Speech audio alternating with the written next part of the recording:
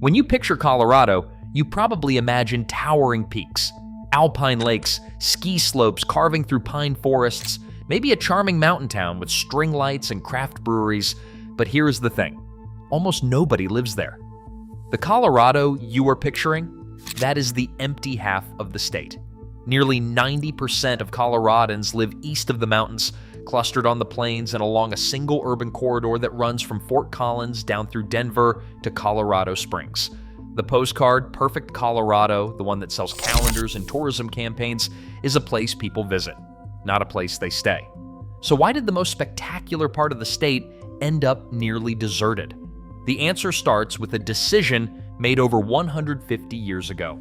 Once you understand it, you will never look at Colorado the same way again. If you want to understand how geography shapes where Americans live, subscribe. To answer that question, we need to start with what the land itself decided. A wall of stone. Pull up a topographic map of Colorado and you will see a spine running roughly north to south through the state. That is the Continental Divide. It is the line where rivers choose their destiny. Water falling on the east side eventually reaches the Atlantic. Water on the west side flows toward the Pacific. But the divide did not just separate rivers, it separated futures. Eastern Colorado connects naturally to Kansas, to the Midwest, to the established trade networks of 19th century America. The land slopes gently downward toward the Mississippi watershed. Wagon trails could follow river valleys. The terrain cooperated. Western Colorado, it faces Utah. It faces Nevada. Hundreds of miles of basin and range desert stand between it and any major population center. Getting there from the east meant crossing the Rockies themselves, passes that reach 14,000 feet and close entirely in winter, steep canyons where a wrong step meant death, and narrow river valleys carved between red rock cliffs. Settlers pushing west from Missouri could reach Denver without ever crossing a major mountain range. The city sits right where the plains meet the foothills. Easy access, natural stopping point, but getting over the Rockies to the western slope was an expedition.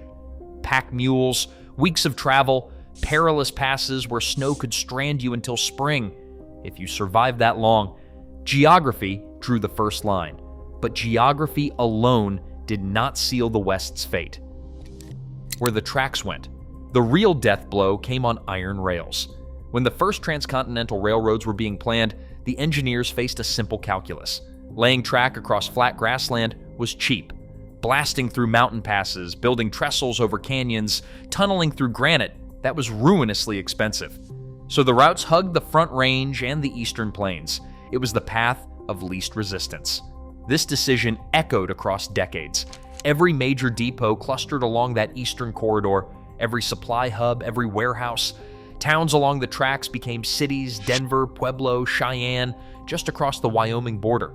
Towns without tracks became ghost towns, or they stayed small villages forever, frozen in time while the world rushed past on steel wheels 100 miles away. Western Colorado did eventually get railroads. Narrow gauge lines built in the 1880s and the 1890s reached places like Ouray, Silverton, Telluride, but these were different. They were mining spurs, extraction tools designed to haul ore out of remote mountain camps. They weren't city builders. The rails that reached the western slope were designed to take wealth out, not to build permanent communities in. And that distinction mattered enormously when silver fever hit. The boom that couldn't last. The San Juan mining camps exploded in the 1870s and the 1880s. Seemingly overnight, thousands of prospectors, merchants, and fortune seekers flooded into the western slope. Ouray, Silverton, Telluride. These towns were rough and remote, accessible only by perilous passes where pack mules slipped off cliffs and winter storms buried entire expeditions. When the narrow gauge lines finally punched through, the camps became proper towns. Opera houses went up, banks opened, Victorian mansions sprouted on hillsides above the mines. The money was staggering. Silver ore flowed out by the trainload. Fortunes were made almost overnight, sometimes literally overnight, when a prospector's pick broke through into a vein of pure silver. For a brief, dizzying moment, it looked like western Colorado might rival the Front Range, maybe even surpass it. It didn't. Here's the fatal flaw of mining towns. They are economic one-trick ponies. They rise with ore prices and collapse when veins run dry or global markets shift. There is no second act, no fallback plan, and none of these Western Slope boomtowns ever diversified. The merchants sold supplies to miners, the saloons served miners, the railroads hauled ore. When the mines closed, everyone's livelihood vanished at once. When the silver market collapsed in 1893, thanks partly to federal policy changes and partly to global oversupply, populations cratered almost overnight. The mountains that had seemed full of promise emptied out almost as fast as they had filled up. Mines closed, workers left, merchants followed. The narrow-gauge railroads, which had never been profitable to begin with, started abandoning routes. Meanwhile, on the Front Range, something different was happening. Denver was not just a mining supply town anymore. Cattle ranching spread across the eastern plains. Agriculture took root where irrigation was possible. The federal government built institutions, military bases, land offices, territorial administration. Later came manufacturing. Each new industry added a layer of resilience. When one sector struggled, others kept the economy alive. Western Colorado got rich quickly and poor quickly. Eastern Colorado got rich slowly and stayed rich. The boom-bust cycle locked in a pattern that would repeat for the next century. But there is another resource even more important than silver, and the fight over it continues to this very day. Water flows east. Here's the bitter irony that still shapes Colorado politics. Western Colorado is where Colorado's water comes from. Think about that for a second. Snowmelt in the high western mountains feeds the Colorado River, the Gunnison, the Yampa, rivers that supply not just Colorado, but much of the American Southwest. Phoenix drinks Colorado River water. Las Vegas drinks Colorado River water. Los Angeles drinks Colorado River water. Farms in the Imperial Valley grow winter vegetables with Colorado River water. And it all starts as snow falling on peaks in western Colorado. The western slope is the faucet for half a continent, but that water does not stay in the west. Through a century of tunnels, diversions, and legal agreements, it flows east.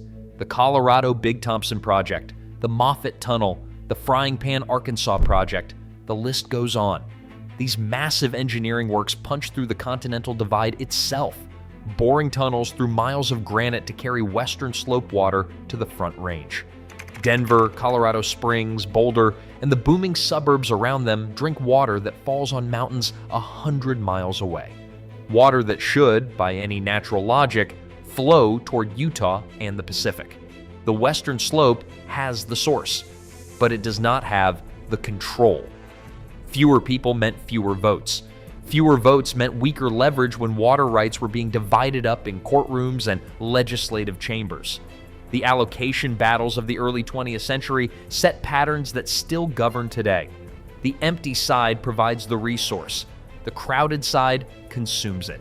This created fierce political tension between the two halves of the state. It still does.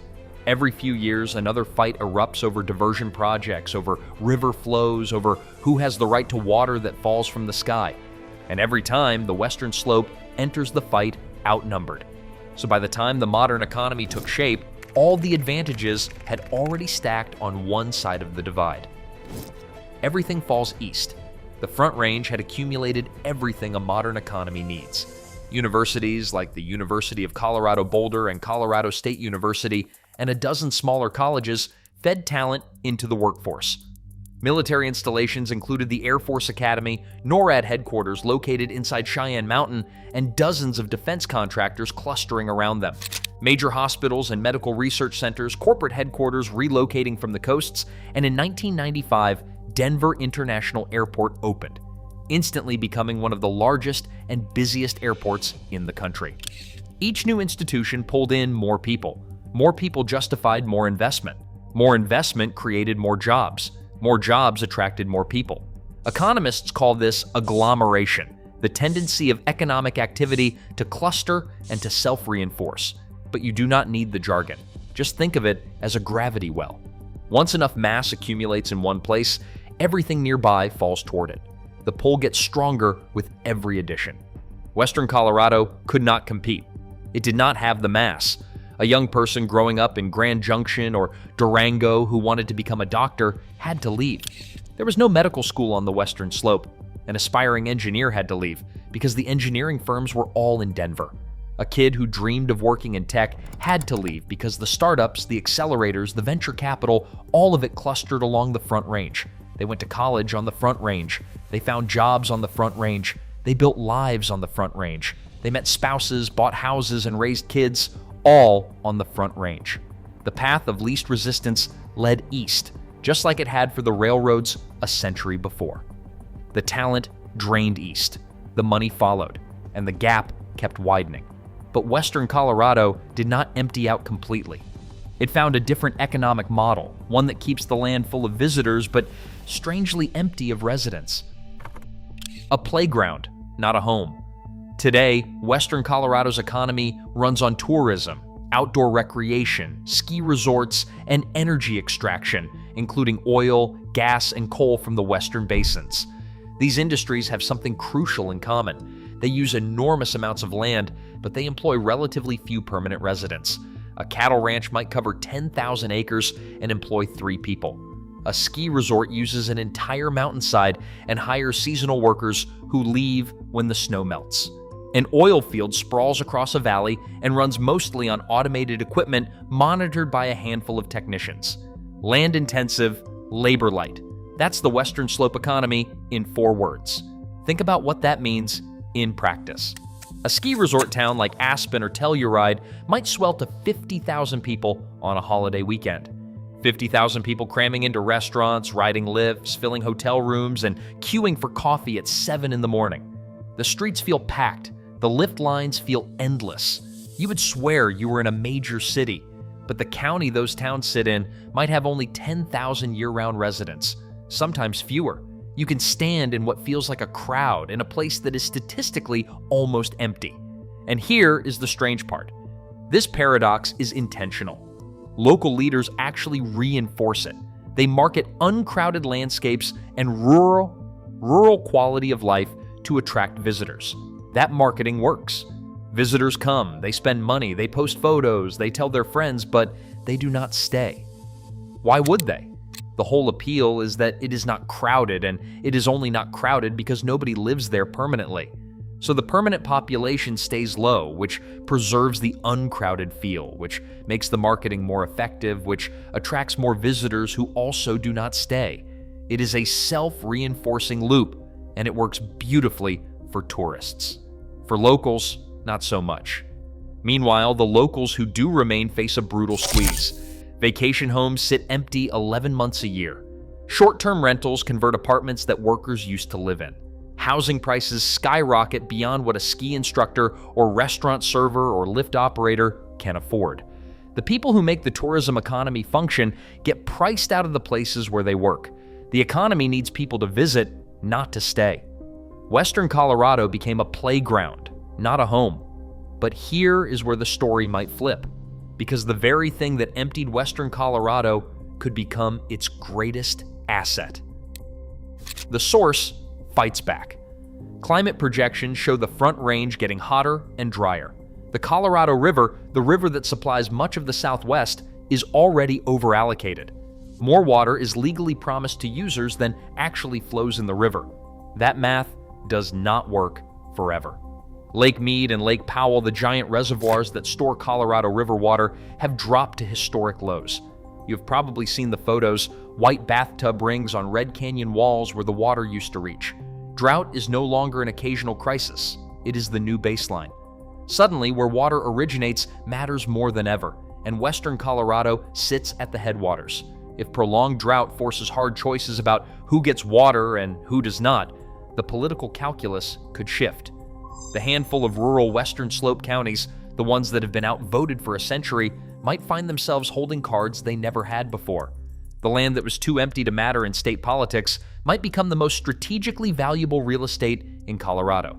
The source of the water could finally demand a say in how it is used. So the question is not just why Western Colorado is empty, it is whether it will stay that way. A gap that will not close. Here's what the demographers say. From 2020 to 2050, the Front Range corridor is projected to add around 1.6 million people. Western Colorado under 200,000. The gap is not closing. It is widening. The pattern locked in 150 years ago keeps reinforcing itself. Rails chose the east, water was diverted east, jobs clustered east, universities, hospitals, and airports were built east. Every decade, the gravity well gets stronger. Every decade, the pull toward the Front Range increases. Some analysts wonder whether housing prices, congestion, and climate stress along the Front Range might eventually push people west. Maybe remote work changes the equation. Maybe water scarcity tips the scales. But the projections do not show it. Not yet. The infrastructure is not there. The jobs are not there. And here is the catch-22. The Western Slopes tourism economy depends on not becoming crowded. The emptiness is the product. Western Colorado will likely remain what it is, spectacular, sparsely populated, and perpetually overshadowed by the Front Range. 2 Colorados in one state. If you could see Colorado from space at night, you would see exactly what I mean. The Front Range corridor glows. A bright vertical spine of city lights stretches from Fort Collins to Pueblo. 5 million people packed into a narrow band along the base of the mountains. Traffic, suburbs, strip malls, all the density and chaos of modern American life. West of the Divide, darkness. Not complete darkness. Tiny sparks appear where resort towns cling to narrow valleys. Aspen, Vail, Telluride, Durango, glowing faintly in the southwest corner. But between those sparks, vast stretches of nothing. Black mountains, empty plateaus, the wilderness that sells the postcards. 2 Colorados exist within one state, divided by a mountain spine that determined everything. The spectacular half is nearly empty. The flat half is packed. And that is not a failure of Western Colorado. It is the result of choices about rails, about water, about where to build the future, made by people who died generations ago. Once a pattern like that locks in, it almost never reverses. Geography drew the first line. History made it permanent.